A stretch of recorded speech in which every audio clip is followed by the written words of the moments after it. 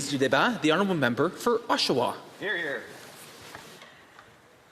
Thank you, Mr. Speaker. I'll be sharing my time today with the member for Tobique Mactaquac.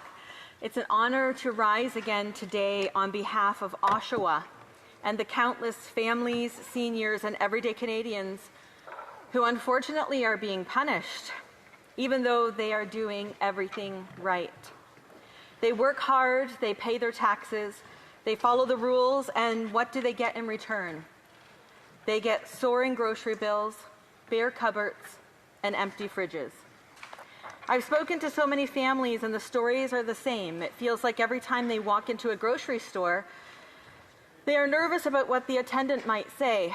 Single parents as well as double income homes are watching each item pass by the scanner as the grocery bill rises and rises way quicker than ever before. Hearts are beating with nervous fear that if they spend too much here, they may not be able to get their kids their other needs in life, like clothing. Or perhaps, maybe we just need to forget programs like sports or the arts. They're not just shopping, they're trying to survive. They're walking aisle to aisle doing the mental math. Can we afford beef or any meat this week? Do we really need fruit? Can we stretch what's in the pantry for just a few days? A few more days? Conservatives refuse to accept this as normal. And now, even the Prime Minister finally, after the Liberals have been ignoring this growing crisis for 10 years, has admitted that he will be held to account by the prices Canadians pay at the grocery store. Well, Mr. Speaker, today is the day that we will hold him to it. Since the start of 2025, food inflation has worsened even more. Families are eating less nutritious food, cutting back on meals, and turning to food banks in record numbers, not because they want to, but because they have no other choice. According to the latest data, Canadian families will pay $16,834 for food this year, an increase of $800 since 2024. That's a couple of car payments for most people, maybe 3, perhaps a chance for their kids to get into that sports or arts program that they always wanted. Or worse, that might be the difference between getting by and going under. So why is this happening? Why are Canadians paying more and getting less? It's not sustainable, it's not responsible. And after 10 years of Liberal inflationary deficits, it's the direct result of this government's choices. Let me share some of the numbers because the statistics now match the stories we've been hearing for months. The statistics are in. Since the start of 2024, the price of beef strip loin has increased by 34.2%. Beef top sirloin up almost 34%. Oranges risen by 26%. Apples almost 19%. The cost of white rice has gone up 14.2%, while sweet potatoes up almost 13%. Coffee has increased 9.3%. And I know other members in this House are struggling with that as well because we need our coffee, don't we? Hear, hear. Chicken breast and pork rib cuts are both up 6%. Pork shoulder increased 5%. And eggs have risen almost 4%. I can't be the only one here noticing the pattern. These foods are examples of the healthy choices, the ones we need the most to nourish our families. So how does a country that grows food for the world make food so unaffordable for its own people? Well, I think the answer is sitting across the aisle. The Liberal government, this particular Liberal government, is not the solution because I believe they are the architects of the problem. They want us to trust the people that created the problem to fix the problem. And to me, that almost sounds like an abusive relationship. A little bit of gaslighting to Canadians. They spend too much, tax too much, and now everything costs too much. Even baby formula is up 9.1%. Think about that. Baby formula is now a luxury item under this Liberal government. A recent CTV News report confirmed what Canadians were already feeling. For 3 months in a row now, grocery prices are rising faster than overall inflation. The government can't blame this on grocers anymore. The truth is in the numbers. Yet the government continues to pour fuel on the fire. They are now introducing $500 billion in inflationary spending. The Prime Minister said he would cap spending growth at 2%. And what is he saying now? 8%. An astounding 4 times what he promised, Mr. Speaker. That's not just a broken promise, it's an economic betrayal of Canadian families, and all without presenting a budget. In my own hometown of Oshawa, we're seeing these consequences firsthand. Simcoe Hall Settlement House, a local food bank that has honorably served our community for 90 years, is sounding the alarm. Usage of their food bank has surged to 55% more this year. It's not just low-income or single-income families anymore. It's dual-income households working full-time, raising kids, and still coming up short. The largest group using their food bank now, single parents. And I know what that's like. I've been there. And I can tell you, when a government makes it harder to feed your kids, that's not a government that's helping the middle class. That's a government that is hurting it. Feed the Need in Durham was established in 2008 by local food banks as a regional food distribution hub. Their distribution is annually $8.8 million worth, 2.5 million pounds. From 2021 to 2023, they saw an increase of usage by 60%. And then from then on to 2024, an additional 26%. And in just the third quarter of last year, another 25%. The Liberals say everything is fine. Inflation is under control. You can trust us. Well, come to Oshawa. Tell that to the senior living at Faith Place or on Benson Street who's choosing between food and rent this month. Tell that to the single parent shopping at the No Frills on Bloor Street who's putting groceries back at the till. Tell that to the working families of General Motors who can no longer afford basic staples because beef, fruit, rice, and even baby formula are now luxuries. Tell that to the food bank volunteers at Simcoe Hall Settlement House watching shelves empty faster than they can be filled. Mr. Speaker, Canadians aren't asking for much. They're not asking for luxuries, they're asking for groceries. They're asking for leadership that understands that budgets don't balance themselves.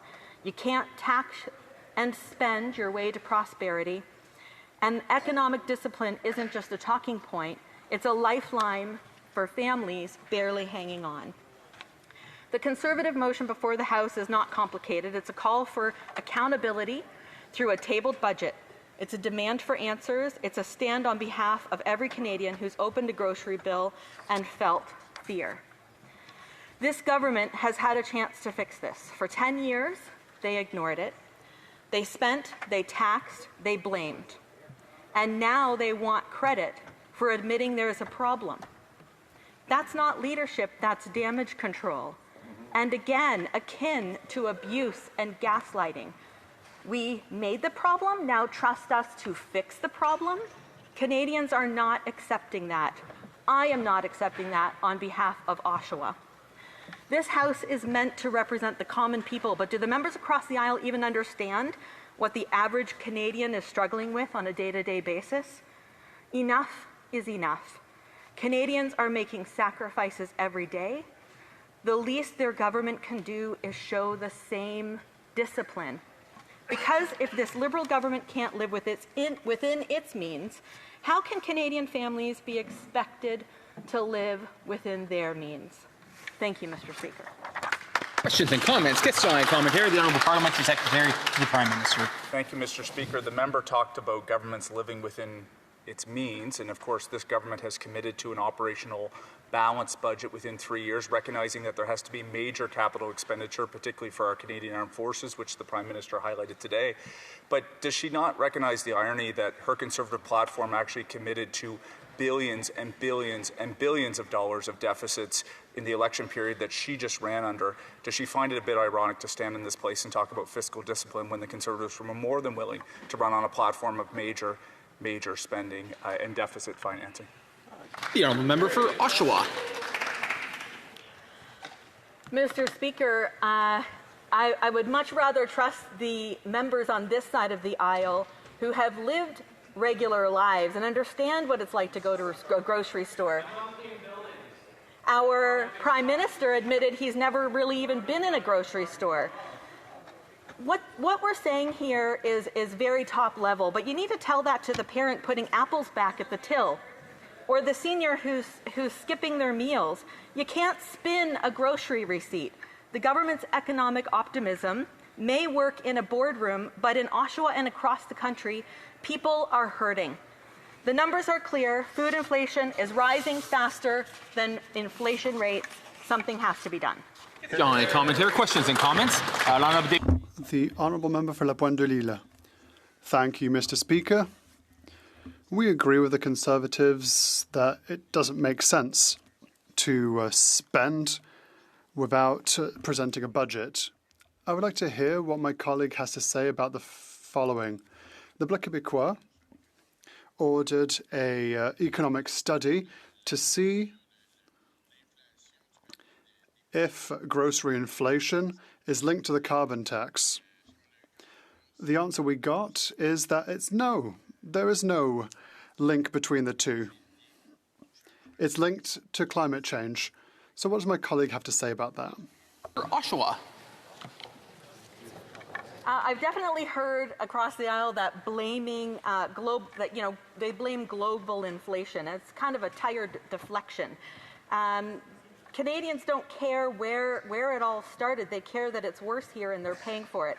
The government's refusal to control spending and their industrial carbon tax directly drives up costs across the supply chain. From farms to trucks to store shelves, it's not a global issue, it's Liberal policy.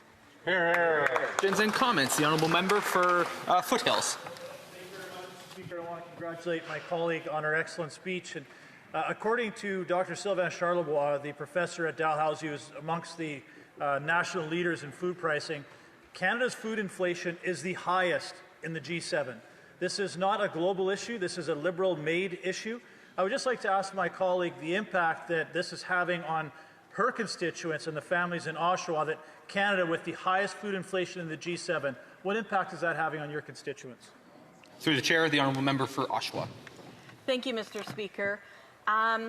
Listen, I referred to this in my speech as having a massive impact. We've seen major increase in food bank usage. Simcoe Hall Settlement House, serving our community for 90 years, a 55% increase. They can't keep the groceries on the shelves. They're running out to the grocery store, spending money that they're getting in some gifts from the community. They're filling up their shelves, and Mr. Speaker, before they get to noon, the shelves are empty. Seniors are walking in the afternoon hoping to get help, and they can't get it. So we need change, and we need it now, and we need a budget, and we need it yesterday. Comments. A very brief question from the member for Waterloo. Thank you, Mr. Speaker. Mr. Speaker, it's nice to see somebody from our region in that chair. I would say I agree that there is a lot of work to do, and I do believe that many hands make light work.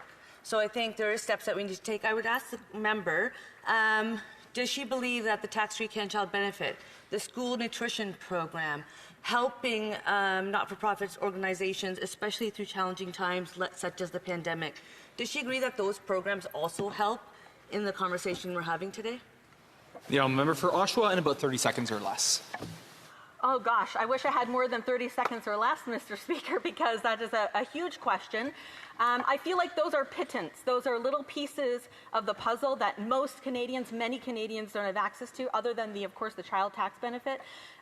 In terms of childcare, tell the shift worker in my community about this $10 a day childcare. They don't have access to it because they work midnight shifts. That's mostly for day shifts. Thank you, Mr. Speaker.